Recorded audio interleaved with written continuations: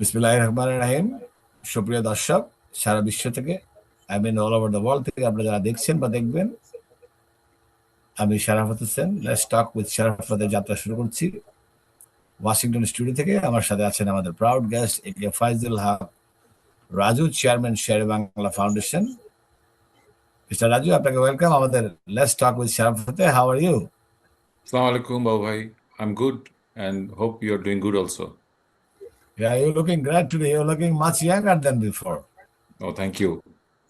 Yeah, what's going with your family, like Shera Bangla family and then Bangladesh? We need to talk about Shera Bangla a little bit, and then because I love Shera Bangla, the name of Shera Bangla, okay? ধন্যবাদ বাবু And, ভাই, অনেক and then ধন্যবাদ। I saw student leaders, they keep mentioning his name on live television, so that's good.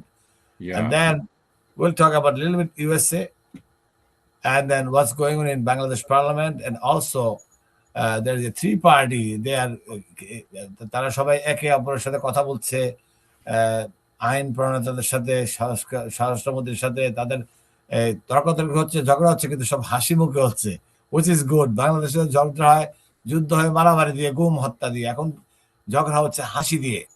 So this is, এবং কেউ কাউকে ধমক দিলে তারা আবার এটাকে চিন্তা করছে কিভাবে বলা যায়। যেমন আজকে খেলার এই বিসিবির বোর্ড গঠন নিয়ে বললো যে এটা আগে ছিল মায়ের দোয়া, এখন বাপের দোয়া শুরু হয়ে গেছে। সো এগুলো ইন্টারেস্টিং যদিও, বাট তারা খণ্ডন করছে নাইস ভাবে। তারপর আবার উত্তর দিলে তো আগেও তো আরেকভাবে ছিল। সো আমরা এই বাংলাদেশের 24-এর উত্তরণ বাংলাদেশে আমরা কি সুন্দর সরকার দেখতে চাই। কেমন হবে সরকার, এই নতুন সরকার কি করছে, তারেক রহমান কোনো কথা বলছে না সংসদে বসে, শুধু মিস্টার সালাউদ্দিন সাহেব বলছেন, অন্য কোনো মন্ত্রী কথা বলছে না। এই যে হাস্যকর তথ্যগুলো আমরা মিডিয়াতে দেখছি, মিস্টার রাজু, আপনার একটা পার্টির চেয়ারম্যান, এটাকে আপনি কিভাবে দেখছেন? নাম্বার ওয়ান, আমি যুক্তরাষ্ট্রের ওয়াশিংটনে বসে আমরাও হাসাহাসি করছি, চায় আড্ডা বিভিন্ন জায়গায়, but the bottom line and the good news is democracy took place. বাংলাদেশে একটা অভ্যুত্থানের পর এইভাবে স্ট্যান্ডবাজি করে, টক ব্যাক করে কিছু ইয়াং, আমি বলবো তাদেরকে ইয়াং স্টার, তারা গেছে, তারা অনেক এক্সপিরিয়েন্স না থাকলেও তাদের কথার মারা জানে। আস্তে আস্তে সংসদে 40 বছরের যিনি স্পিকার হয়েছেন, উনি 40 বছর থেকে মানুষকে মাননীয় স্পিকার বলে, উনি নিজে স্পিকার হয়ে আবার 10 সংসদ সদস্যকে স্পিকার বলছেন। তারাও তো তাদের সাথে হিম খেয়ে যাচ্ছে অনেক কথা উত্তর দিতে গিয়ে। এনিওয়ে, সংসদের নীতি অনেকগুলা অনিয়ম দেখা গেলেও, বাট তারা একটা নিয়মে গিয়ে পড়বে। Only 2 months, we cannot predict anything good better than this. আস্তে আস্তে তারা হয়তো একটা জায়গায় যাবে। And floor is years, who you are. আমাদের এই নতুন টেলিভিশন, যেহেতু আমাদের বিদেশ টিভি, এটা লেটস টক উইথ শারাফতের হোস্ট আমি। আপনি তো আগে অনেক করেছেন আমার সাথে অন্য একটি নামে, বাট এটা আমরা নিজেদের টেলিভিশন বলে দাবি করি, এবং আমি এটার হোস্ট এবং আমি এটার সিইও। সো আমি এই অনুষ্ঠানটা চালাবো। বিভিন্ন সময় কংগ্রেসম্যান আসবে, সিনেটর আসবে, ইলেকটেড অফিসিয়ালরা আসবে, বাংলাদেশের লমেকার আসবে, স্টাররা আসবে, হুজুররা আসবে, নেম এনিবডি। আমরা এখানে বৈষম্য করবো না, সবাইকে এনে কে কি অবস্থা। এবং রিশাদ হোসেন আমার ভাই, ওনার এবং আমরা আমাদের 11-11 সময় কিছু অভিজ্ঞতা আমাদের পরিবার আছে, এগুলো আমি পরে বলবো, রেকর্ডের শোতেই বলবো, যে অনেক অজানা তথ্য অনেকে জানে না। কালকে আমি একটা টক শোতে দেখেছি, একজন বলছে ডক্টর জুবাইদার নাম দিয়ে, যে ওই সময় কি হয়েছিল, কাছাকাছি দিয়ে গেছে, কিন্তু আসল ঘটনা জানে না। এরকম আরেকটি টক শো দেখলাম যে মাইলস গান করেছে তারেক রহমানের বিয়েতে, কিন্তু বলে দিয়েছে কোকর বিয়েতে বাসায়। তথ্যগুলো যখন রং থাকে তখন আমরা এগুলো মাঝে মাঝে কারেক্ট করবো, এবার সে যেভাবেই দেখুক মানুষ। ওয়ার্ল্ড লেভেল পরবর্তী মিস্টার রাজু, আপনার সাথে আমার যোগাযোগ হয়েছে এই রিসেন্টলি বাংলাদেশে 3 বার গেলাম।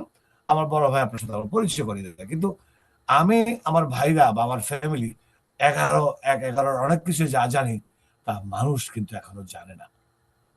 অ্যান্ড উইল, আমরা এগুলো আস্তে আস্তে জানাবো। পজিটিভ গুলা, নেগেটিভ গুলা নাই বললাম, কিন্তু যে তথ্যগুলো মানুষের জানা দরকার, যে কত নির্যাতিত হয়েছে জিয়া পরিবার বলেন, মাহবুব আলী খান পরিবার বলেন, আমাদের ভাই বলেন, আমরা 11 ভাই কিন্তু বহুভাবে বৈষম্য শিকার। এটা কেউ দেখবে না, কেউ দেখছে না, দেখা উচিত। আমরা জীবন বাজি রেখে কাজ করেছি। আমরা দেশে, আমি নিজে দেশে যেতে পারি নাই মা বাবার কবর জিয়ারত করতে, been living in United states. একটু আন্দোলনের সময় গিয়ে হাজির হয়েছি, কংগ্রেসম্যান সিনিয়রদেরকে ধরেছি, যেন তারেক রহমানকে সুস্বাস্থ্যের জন্য চিকিৎসা দেওয়া হয়, যেন খালেদা জিয়া মুক্তি দেওয়া হয়। আমরা কিন্তু শেখ হাসিনারও মুক্তি চেয়েছি দেশ থেকে তখন, ওকে, তখন দুইজনকে কিন্তু জেলে নিয়ে গেছিলেন। আই রিপিট মিস্টার হক, খালেদা জিয়া হাসিনা দুইজনের একসাথে, দুইজনের জন্য তৎকালীন আনারসুল মঞ্জু আমার সাথে অনেক জায়গায় গিয়েছিলেন। তাদের মুক্তির আন্দোলনের জন্য, যে তাদের দুজনকে মুক্তি দেওয়া হোক। ওই সময় তো তারা দুজনে জেলে ছিলেন। সো আপনি এই ব্যাপারে কিছু বলেন দেখি, আপনার এই এক্সপিরিয়েন্সটা কি আছে, বা না থাকলে আপনি নিজের মন থেকে বলেন। ফার্স্ট আপনার ফজলুল হক সাহেব, মানে শেরে বাংলার সম্বন্ধে কিছু বলবেন। ধন্যবাদ বাবু ভাই ওয়ান্স এগেইন। বিদেশি টিভি সুন্দর নামকরণ হয়েছে এবং আমি আপনাকে আমার প্রাণ ঢালা শুভেচ্ছা এবং সাধুবাদ জানাচ্ছি। একটা রাইট টাইমে রাইট ইনিশিয়েটিভ নিয়েছেন, সুদূর আমেরিকায় বসে, ওয়াশিংটনে বসে।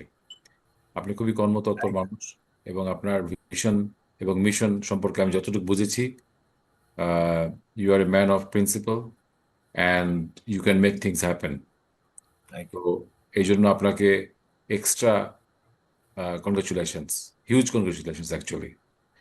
তো ইনশাল্লাহ আপনার এই চ্যানেল আমার মনে হয় সারা বিশ্বে বিভিন্ন দেশে বাংলাদেশি যারা বসবাস করছেন, কাজ করছেন, চাকরি বাকরি করছেন বা বিভিন্ন পেশায় নিয়োজিত আছেন, তাদের সকলকে এক সূত্রে আনবে এক সময় এবং বা মূল ভূখণ্ড বাংলাদেশের সঙ্গে কানেক্ট করবে। এখানে একটা কানেক্টিভিটির ব্যাপার আছে, কারণ আমাদের টিভি চ্যানেলগুলো বেশিরভাগই দেশীয়, স্টেশন ইন বাংলাদেশ, বাট বহির্বিশ্বে খুব অল্প সংখ্যক, limited number of television channel আছে বা মিডিয়া আছে। তো আপনার এই ইনিশিয়েটিভ মহৎ এবং নিঃসন্দেহে প্রশংসার দাবি রাখে। এবং এটা একটা চ্যালেঞ্জিং জব, এটাকে শুরু করা যায় কিন্তু এটাকে সামনের দিকে নিয়ে যাওয়াটা খুবই চ্যালেঞ্জিং এবং দুরূহ কাজ। বিকজ একটা প্রিন্সিপাল, একটা এথিক্স, একটা মান, একটা স্ট্যান্ডার্ড এসব রাখতে হয়। সকলকে খুশি করা সম্ভব না এক জায়গার থেকে দাঁড়িয়ে। সো এইসব চ্যালেঞ্জেস থাকবে, but anyway hopefully you will be able to handle everything nicely and professionally. তো আমাদের পরিচয় তো কিছু নাই আসলে, আমি কিছু আপনি যেটা বলেছেন বিদেশি টিভি, রাজু ভাই, মিস্টার ফয়জুল হক, এটা বিদেশি টিভিটা আমরা শর্টকাট করেছি। এটা অ্যাকচুয়ালি বাংলাদেশি আমার একটা পত্রিকা আছে, এটা সম্পাদক এবং প্রাউড পাবলিশার মি বহুদিন ধরে। 2012 সালের 7ই নভেম্বর বিপ্লব দিবসে এই পত্রিকাটি লন্ডনে এবং আমেরিকাতে একসাথে চালু হয়। Okay okay. News paper is very costly in USA, Bangladesh as well. ওই সময় প্রতিজ্ঞা নিয়ে নামি যে আমরা বাংলাদেশের পক্ষে কথা বলবো। পত্রিকার নাম কি দিয়েছি বাংলাদেশি। ফ্যান্টাস্টিক আর ফ্যান্টাস্টিক। অনেকের নাম আছে বাঙালি, আমি দিয়েছি বাংলাদেশি। সো ইট মিনস লট, আমি বাংলাদেশির পক্ষের লোক। এখন ওই নামটাকে শর্টকাট করে আমাদের যে ডাইরেক্টর আছে মোবারক হোসেন ফ্রম বাংলাদেশ স্টুডিও থেকে, উনি পিছন থেকে আমাদের কলকাঠি সব উনি নাড়বেন এখন থেকে, ওনার টিম নিয়ে। ওনাকেও অভিনন্দন জানাচ্ছি, mister Mobarak, thank you for putting together everything. আজকের প্রথম দিনে মোবারককে বিশেষভাবে ধন্যবাদ জানাচ্ছি। He is working hard for Bangladeshi Patrika and he is the main ব্যাকস্টেজের কাজগুলো ঢাকা স্টুডিও থেকে করছেন। Thank you mister Mobarak Hossain to you. বিদেশিটা আমরা দুজন আলোচনা করে বাংলাদেশি পত্রিকা, বাংলাদেশি টিভি অনেকদিন ধরে বলা ছিল রাজু সাহেব যে ইজ কামিং, বাট আমরা যখন সিদ্ধান্ত নিলাম যে বড় হয়ে যায় নামটা, এটাকে বিদেশি, সুন্দর যেহেতু বাংলাদেশিটাকে বিদেশি টিভি, বাট ইটস অ্যানাদার, আমরা বলি না ডিবিএ, ডুইং বিজনেস, একটা কর্পোরেশন আন্ডারে 10টা নেম ব্র্যান্ড আপনি করতে পারেন। তো এখানে বিদেশি, অ্যাকচুয়ালি বাংলাদেশি টিভি, বাংলাদেশি পত্রিকারই আরেকটা সংযোজন এই আমাদের সোশ্যাল মিডিয়াতে বিদেশি টিভি। আর বিদেশিটা ক্যাচি, উই লিভ ইন বিদেশ, আমাদের কাছে আপনারা বিদেশি, আপনাদের কাছে আমরা বিদেশি। Contrast is good. Go ahead please. আপনি খুব খোলামেলা, আপনার মুডে আছেন, খুব খোলামেলা কথা বলেন। থ্যাংক ইউ বাবু ভাই।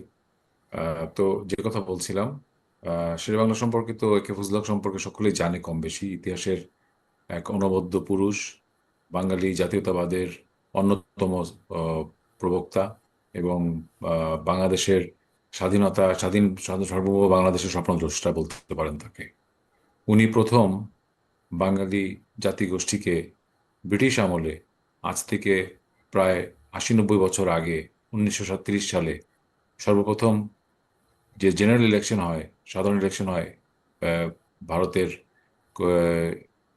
কলকাতা তখন রাজধানী ছিল। ও আপনারা জানেন যে এই আমাদের এই ব্রিটিশ যে ইয়ে ছিল আমাদের, কি বলে এটাকে, ব্রিটিশ ইন্ডিয়া। তো সেইখানে বসে একজন বাঙালি হয়ে বরিশাল থেকে ওখানে গিয়ে রাজনীতি করে, লেখাপড়া করে, অনেক কষ্টসাধ্য পথ পাড়ি দিয়ে তারপরে কিন্তু ওনাকে রাজনীতিতে নিজের স্থান পাকাপোক্ত করতে হয়েছে। সেখানে কংগ্রেস ছিল, তারপরে আপনার মুসলিম লীগ ছিল, অন্যান্য কিছু দল ছিল। উনি সেখানে আপনার নিজের দল নিয়ে কৃষক শ্রমিক পার্টিকে নিয়ে উনি প্রথম নির্বাচনে বিজয়ী হয়ে বাঙালি জাতি গোষ্ঠীকে রাষ্ট্র ক্ষমতা নিয়ে যান, প্রথম প্রধানমন্ত্রী হন সমগ্র বাংলা ভাষাভাষী সকলের।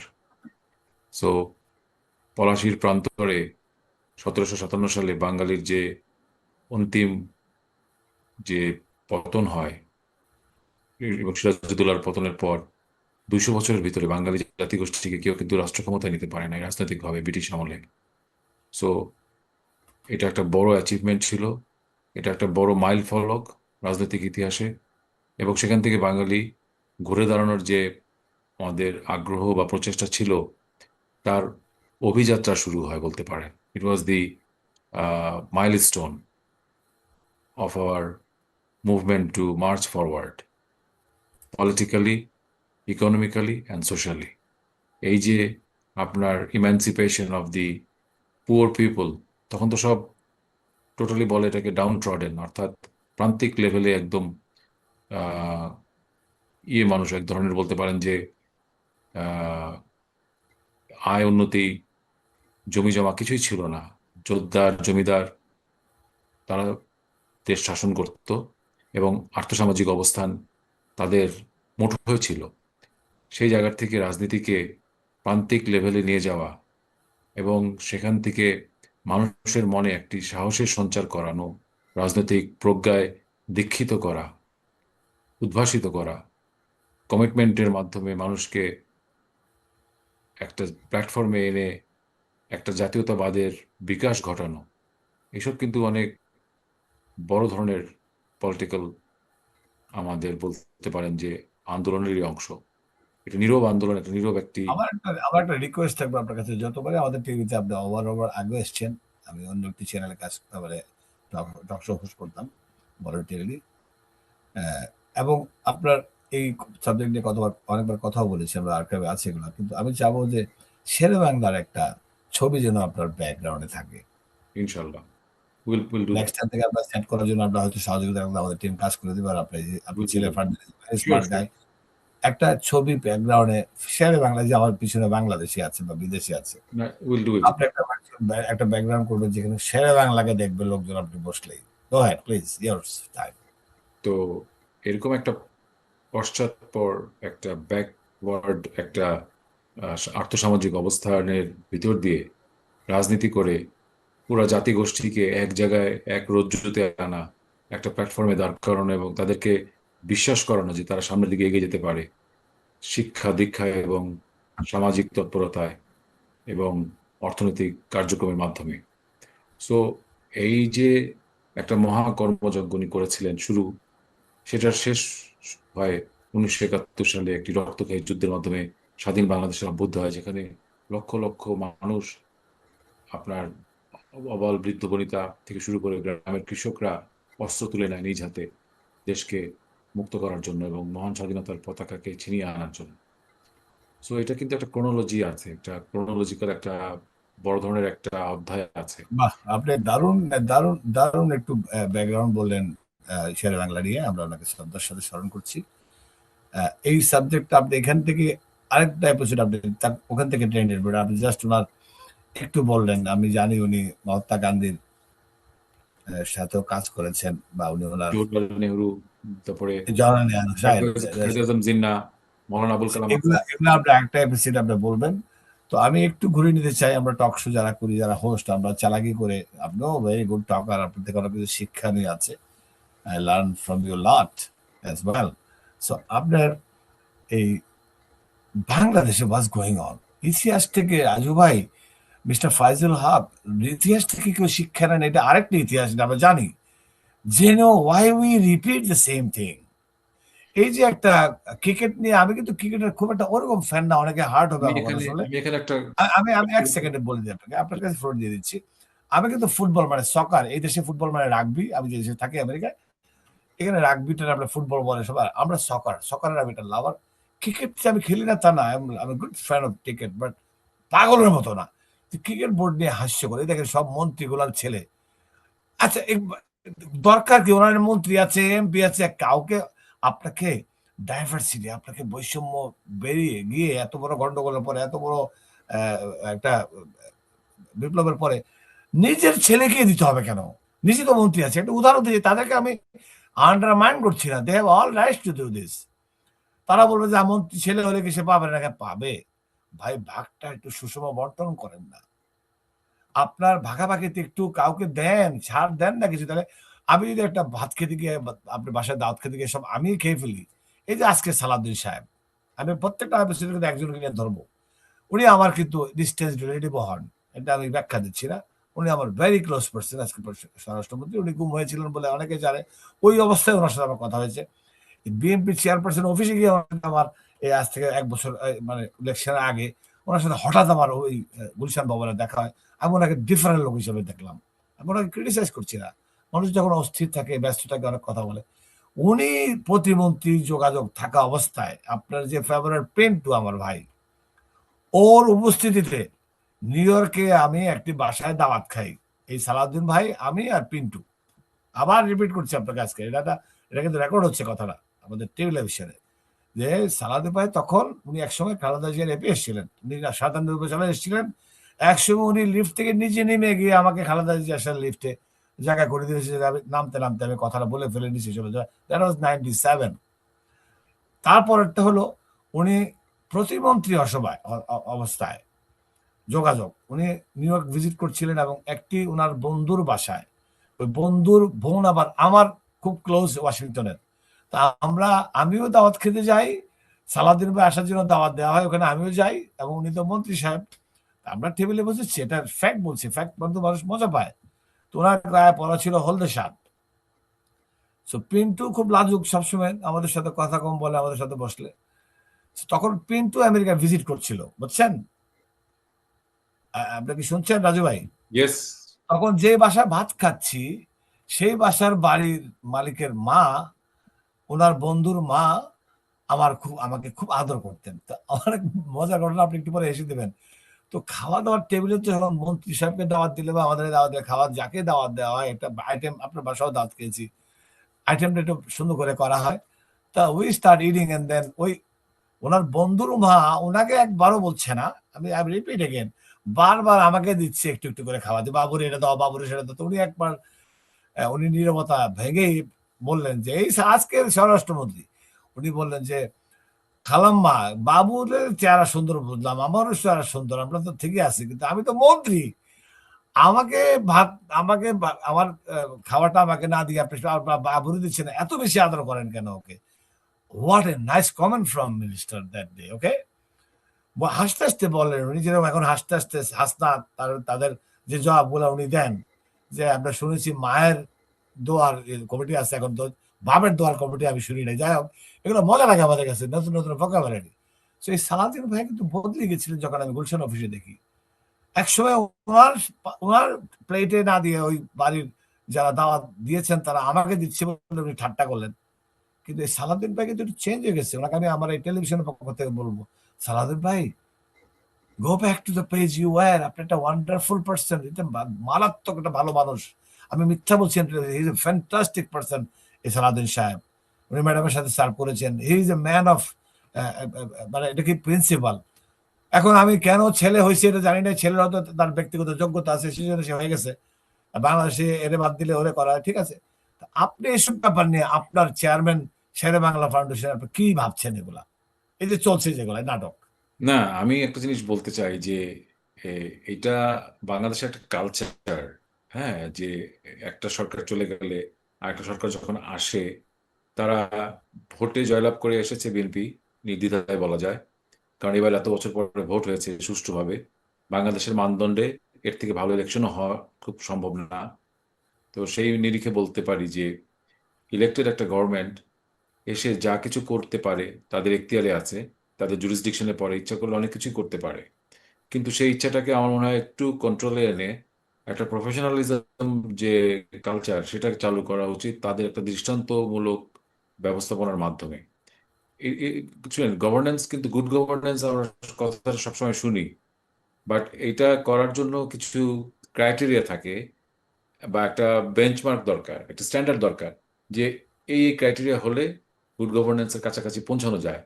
সো এই জিনিসগুলোকে যদি নিরূপণ না করা যায় যে আমি যখন প্রধানমন্ত্রী হব আমার সন্তান, আমার ভাতিজা, আমার শালা, আমার দুলাভাই, আমার বোন, তাদেরকে আমরা ক্ষমতার খুব একটা আশেপাশে দরকার নেই অ্যাক্সেস দেওয়ার, যেটা জিয়াউর রহমান সাহেব কিন্তু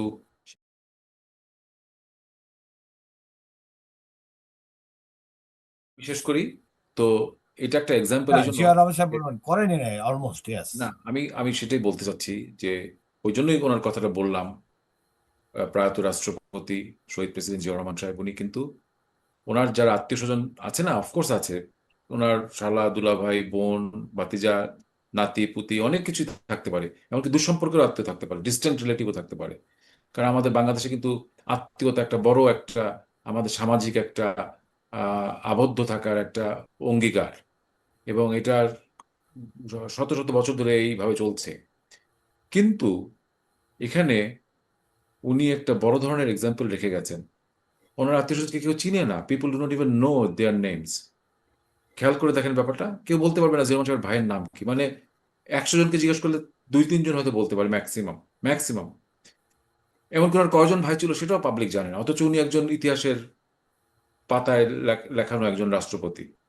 ইতিহাসের পাতায় তার নাম আছে, তার অনেক কিছু বৃত্তান্ত জানা দরকার, তাই না? মানুষ জেনে যায়। কিন্তু এখানে কিন্তু জানার কোনো উপায় নেই, কারণ কোনো রকম কিছু আশ্রয় প্রশ্রয় উনি দেননি বা উনি চাননি। উনি প্রফেশনাল ওয়েতে রাষ্ট্রটাকে চালানোর চেষ্টা করেছেন যতদিন উনি বেঁচে ছিলেন। এবং ওনার ক্যাবিনেট, ওনার মন্ত্রিসভা, ওনার আহ, আপনার যে পার্লামেন্ট ছিল, ওনার যারা সংসদ সদস্য ছিলেন ওনার দলের, দে ওয়ার রিয়েলি এক্সিলেন্ট। এবং প্রজ্ঞা, দীক্ষা, লেখাপড়া সবকিছু তাদের চৌকসতা ছিল যথেষ্ট মেধাবী লোকজন দ্বারা শাসিত। সেই আমরা জায়গায় এখন যেটা আমরা দেখতে রাজীব হবে। ভাই, আমরা আজকে ছোট্ট করে শেষ করবো। আপনি সুন্দরভাবে বলছিলেন আমাদের শহীদ রাষ্ট্রপতি জিয়া রহমানকে নিয়ে। এটা তো আপনার আনপ্যারালাল অনেক স্টোরি আপনি বলতে মানে পারবেন। এটা ওনার শত্রুরাও যে রকমের যারা বিরোধিতা করে বা শত্রু যারা ছিল রাজনৈতিক ভাবে, তারাও স্বীকার করতে বাধ্য হবে যে এই ধরনের এক্সাম্পল খুব রেয়ার আমাদের দেশে। কিন্তু আমাদের কালচারটা হচ্ছে যে কিছুটা আত্মীয় স্বজনের প্রতি নতজানু হওয়া বা আপনার নেপোটিজম যেটাকে বলে।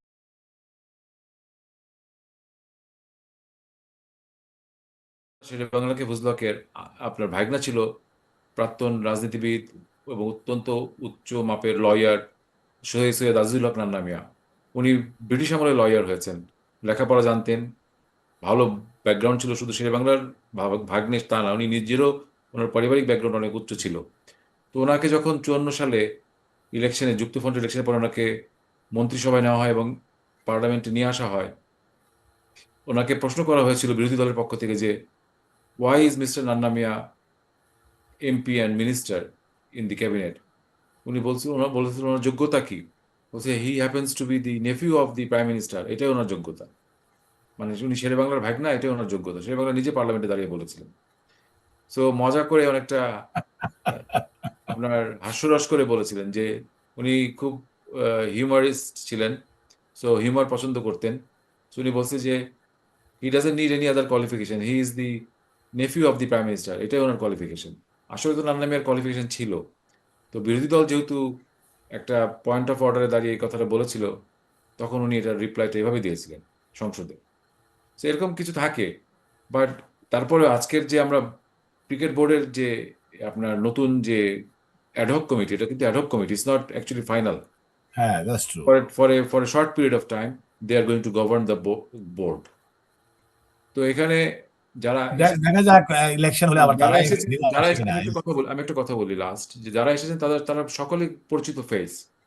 অ্যান্ড যার যার কর্মক্ষেত্রে বা ক্যারিয়ারে সবাই কিন্তু সম্পৃক্ত এবং সবাই ভালোই করছে।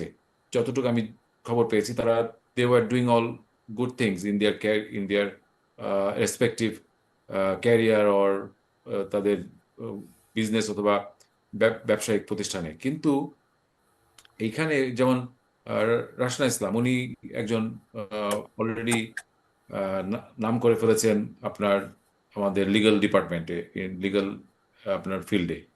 তো সে নিজেও কোয়ালিফাইড, তার হাজবেন্ড ববি হাজজার সরকারের মন্ত্রিসভায় আছেন।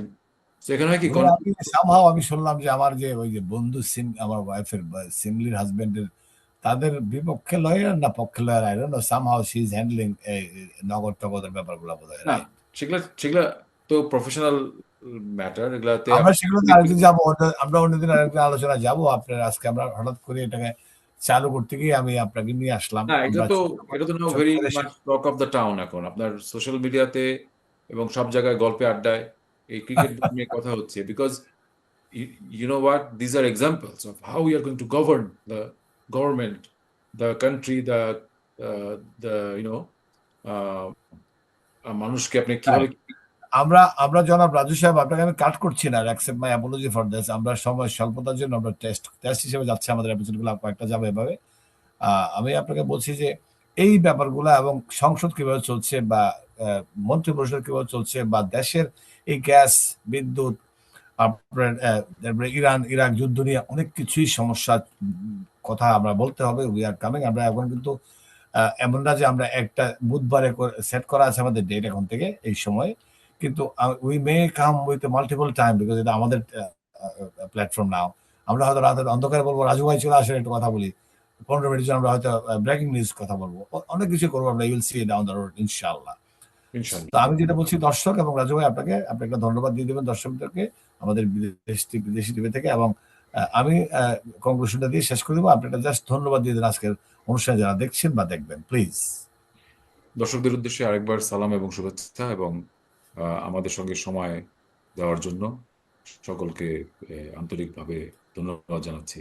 And বাবু ভাই, thank you for hosting me today, and I look forward to having more discussions and more conversations with you, inshallah. ইনশাআল্লাহ। থ্যাংক ইউ রাজু ভাই, আপনাকে ধন্যবাদ। আপনার ছেলেকে ফারদিনকেও thank you for setting up your setup. আমি দর্শক আপনাদেরকে একটু বলে বিদায় নিচ্ছি। আমাদের এই চ্যানেলটিকে আপনারা সাবস্ক্রাইব করবেন, শেয়ার করবেন, দোয়া করবেন। আর আমি আগে শেয়ার, লাইক এগুলো বলতাম না, এখন বলা শুরু করবো, কারণ ইট ম্যাটার্স লট। মানুষ একের পর এক দেখতে থাকবে। আর আপনাদের যদি কোনো রকম ত্রুটি থাকে আপনারা জানাবেন, ফিডব্যাক দিবেন, আমরা আরো করবো ভালো জিনিস, এবং আমরা ক্লিপ দেখাবো বিভিন্ন সময়, ভিডিও ক্লিপ, লাইভ ক্লিপ, কথা বলার মাঝে অনেক কিছুই তথ্য আমরা দেওয়ার চেষ্টা করবো যেগুলো মানুষ পছন্দ করে। সো দর্শক, আজকে আমরা এখানেই শেষ করে যাচ্ছি। আমাদের জন্য দোয়া করবেন, আপনারা যারা দেখছেন বা দেখবেন তাদের জন্য আমাদের দোয়া রইল। উইথ দ্যাট নোট আমি শেষ করছি আমাদের বিদেশি টিভির first episode. Thank you so much. আল্লাহ হাফিজ। Allah Hafiz. Thank you.